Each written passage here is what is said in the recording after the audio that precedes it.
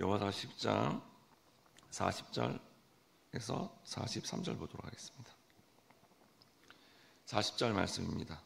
이와 같이 여호수아가 그 온 땅에 곧 산지와 내겝과 평지와 경사지와 그 모든 왕을 쳐서 하나도 남기지 아니하고 호흡이 있는 모든 자를 다 진멸하여 바쳤으니 이스라엘의 하나님 여호와께서 명령하신 것과 같았더라.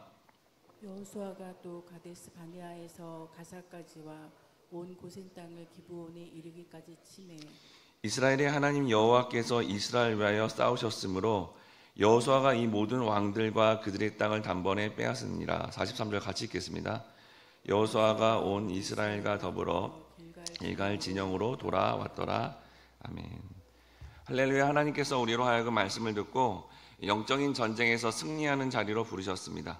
오늘은 완전한 승리의 비결이라는 제목으로 말씀을 나눌 때 은혜로운 시간 되시길 바랍니다. 여호수아 10장 24절에서 25절에 보니까 그 왕들을 여호수아에게로 끌어내매 여호수아가 이스라엘 모든 사람을 부르고 자기와 함께 갔던 지휘관들에게 이르되 가까이 와서 이 왕들의 목을 발로 밟으라 하매 그들이 가까이 가서 그들의 목을 밟음에 여호수아가 그들에게 이르되 두려워하지 말며 놀라지 말고 강하고 담대하라. 너희가 맞서서 싸우는 그 모든 대적에게 여호와께서 다 이와 같이 하시리라 하고라고 되어 있습니다. 여기 두려워 말라라고 말하는 것은 이 전쟁이 시작도 되기 전에 하나님께서 여호수아에게 직접 말씀하신 것을 그대로 인용한 것입니다.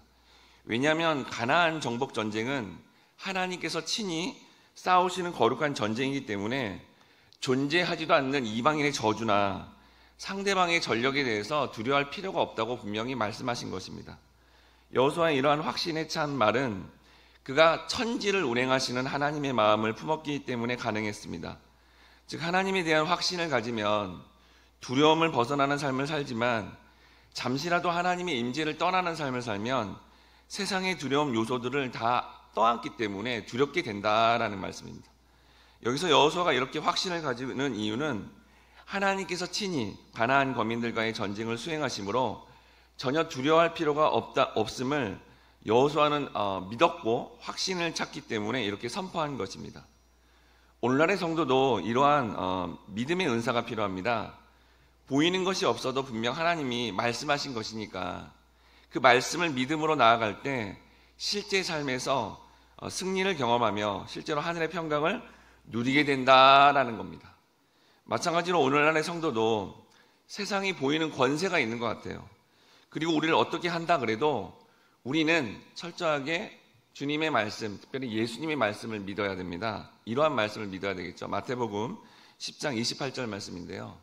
같이 한번 읽어보도록 하겠습니다. 시작.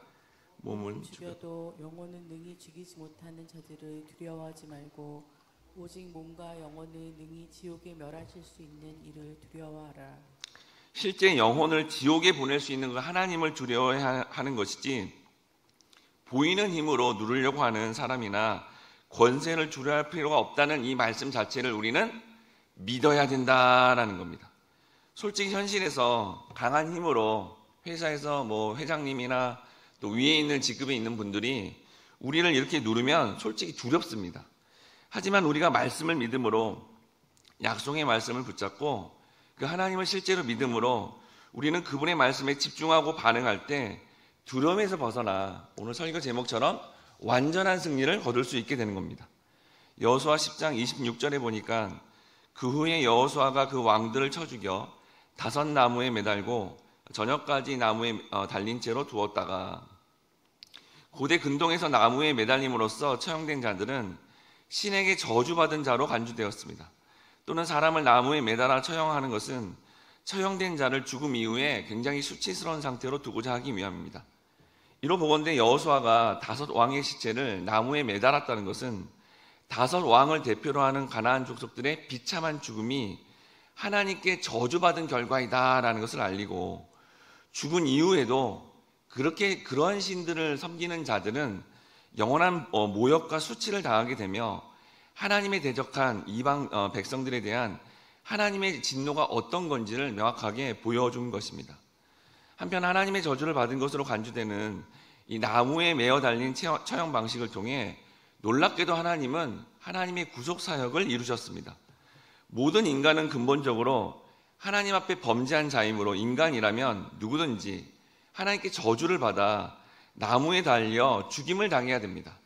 그러나 하나님은 인간들을 친히 나무에 달아 죄값을 치르게 하지 않으시고 무죄하신 예수 그리스도에게 대신 우리의 죄를 짊어지게 하심으로써 나무에 매어 달리게 하신 것입니다.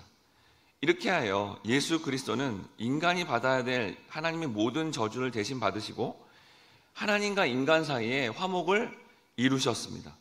사실 우리가 가나안 왕들처럼 우상을 숭배함으로 하나님께 당연히 저주를 받아 나무에 달려야 될 운명인데 주님이 대신 그 저주를 다 받으심으로 우리의 삶에 놀라운 새로운 소망을 가지고 살 수 있게 만드신 것입니다. 즉 우리가 부인할 수 없는 죄성으로 인하여 반드시 나타나는 삶의 죄악으로 인해 우리 또한 가나안 왕들같이 처참하게 죽어 징벌을 받게 되는 것은 참으로 두려운 일입니다. 특히나 삶의 고통이 더욱더 심해질 때 우리가 이렇게 말씀을 붙잡고 기도함으로 개인적인 경건의 삶이 잘 유지되면 그나마 두렵지 않게 됩니다. 그런데 어떤 때에는 고통이 너무나 심하게 와서 말씀을 붙들고 기도하는 것조차도 사실 잘 안 되게 되면 그때가 가장 두렵습니다. 기도를 한다고 하는데 오랫동안 이렇게 기도를 하는데 그 문제를 놓고도 기도하는데 기도 응답은커녕 정반대의 결과가 이루어질 때 참 힘듭니다. 말씀대로 산다고 하는데 자신뿐만 아니라 주변의 사람들까지 더 힘들어지는 상황을 직면하게 될 때 말씀을 붙잡고 기도하는 것은 정말 힘들고요. 그 힘들 때 가장 큰 두려움을 느낄 수밖에 없다는 겁니다. 하지만 그때 우리가 나를 대신해서 십자가의 죄값을 다 치르신 그 역사적인 사실, 진리, 그 말씀을 현재 시점으로 믿을 때 우리는 현재 시점에서 우리가 영적으로 할 수 있는 일을 하게 되며 굉장히 어렵고 힘들지만 그럼에도 불구하고 내가 할 수 있는 영적인 유익된 일들을 하게 되면 그 두려움은 점차 사라지고 환경과 조건을 뛰어넘는 완전한 승리를 경험하게 되는 겁니다. 여러분 믿습니까? 완전한 승리는 그러니까 세상이 말하듯 어떠한 승리적 조건이 주어져서 이루어지는 게 아니라 어떤 조건이 분명히 안 되고 있어요. 삶에서 바라는 대로 안 되고 있는 거예요. 누가 보더라도 패배한 자 같은 거예요. 그런데 그 자리에서 주님이 내가 뭔가 한 게 아니라 주님이 어떠한 일을 하셨는지 십자가에 달린 사건이 과거에 있는 게 아니라 지금으로 와서 그거를 내가 믿고 있다면 그리고 내가 십자가에 달린 그 주님과 현재적 관점에서 어떤 관계를 맺고 있는지를 믿게 될 때 나타나는 완전한 승리라는 겁니다. 이러할 때 우리는 완전하고 최종된 승리를 거둔 자로서 삶의 결과를 경험하게 되는 것입니다. 여호수아 10장 40절에서 42절 말씀 아까 읽었는데요. 이와 같이 여호수아가 그 온 땅에 곧 산지와 네겜과 평지와 경사지와 그 모든 왕을 쳐서 하나도 남기지 아니하고 호흡이 있는 모든 자를 다 진멸하여 바쳤으니 이스라엘 하나님 여호와께서 명령하신 것과 같았더라. 여호수아가 곧 가데스 바네아에서 가사까지와 온 고센 땅을 기브온에 이르기까지 치매 이스라엘의 하나님 여호와께서 이스라엘 위하여 싸우셨으므로 여호수아가 이 모든 왕들과 그들의 땅을 단번에 빼앗았느니라 라고 합니다. 본문의 산지, 남방, 평지, 경사지 등은 당시 여호수아가 점령한 가나안 남부의 지형 전체를 지리적 특성으로 분류하여 표현한 것으로 구체적인 지명을 통해 그 모든 지역을 남김없이 완전히 점령했다, 완전히 승리했다라는 걸 보여줍니다. 이러한 완전한 승리는 하나님께서 이스라엘 위하여 싸우셨기 때문이라는 것을 분명히 밝히고 있는 것입니다. 즉 사람이라면 어떤 하나라도 오류가 나서 모든 것을 남김없이 점령할 수는 없습니다. 하지만 하나님이 하시면 완전하고 완벽하게 이루신다라는 것을 보여주고 있는 것입니다. 구약 성경에서 여호와가 싸우셨다는 신학적 의미는 거룩한 전쟁이라는 관점에서 이해돼야 합니다.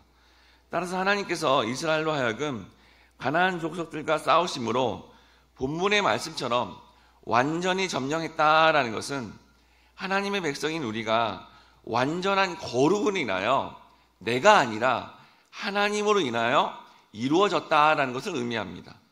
이것을 신약에서 베드로전서에서 다음과 같이 말씀합니다.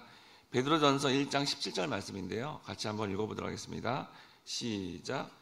외모로 보시지 않고 각 사람의 행위대로 심판하시는 이를 너희가 아버지라고 부른즉 너희가 나그네로 되어 있을 때 두려움으로 지내라. 여기 말씀에서 외모로 보시지 않는다라는 원어적 의미는 공정하게라는 뜻입니다. 판단함에 있어서 외모로 보지 않겠다는 것은 그 사람의 신분, 조건 등의 구애를 받지 않고 오직 진리의 말씀에 입각하여 공평하게 판단한다라는 뜻입니다. 또한 여기서 행위에 해당되는 단어가 단수인데요. 모든 인간의 행위는 선하거나 악하거나 그 행위 중에 하나만 나타난다는 의미입니다. 사실 겉으로 드러나는 인간의 행위는 목회자라도 선과 악이 혼재되어 있으며 한 사람의 인생은 많은 선과 많은 악으로 사실 뒤섞여 있습니다. 그럼에도 불구하고 하나님의 여러분 판단의 기준은 인간의 행위가 단수로 기록된다는 거예요. 즉 사람의 행위가 근본적으로 성령의 지배를 받는 행위인지 아니면 죄악의 지배를 받는 행위인지 분명하게 나타난다는 것을 성경이 말씀하고 있다는 겁니다. 예를 들어 여러분 바울이 역사상 가장 많은 교회를 세우고 가장 많은 성경책을 기록했지만 그는 여러분 아시겠지만 이전에 기독교인들을 감옥에 보내는 사실 도덕적 기준으로 살펴보면 그 과정에서 어떻게 완전한 거룩을 이루지 못하는 삶이다라는 겁니다. 그런데 그가 최종적으로 완전한 거룩을 이루어졌다고 성경이 말씀하고 있다는 거죠. 즉 여러분 최종적으로 우리가 삶의 영역에 완전한 승리를 거두어 완전한 거룩을 이룬다는 것은 하나의 행위가 겉으로 보기에는 선하고 좋아 보이는 행위, 즉 바울이 보여준 것처럼 많은 교회를 세우고 많은 성경을 기록했다는 것이 아니다라는 거예요.